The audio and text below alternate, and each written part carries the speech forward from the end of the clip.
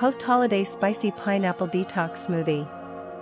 Ingredients: 1+ cup of water, 1 banana, ideally frozen, 1 cup pineapple chunks, 1 tablespoon of fresh ginger, 2 tablespoons lemon juice, 1 to 2 dashes of cayenne pepper, 1 tablespoon flax seed, optional, 1 teaspoon maca powder, optional.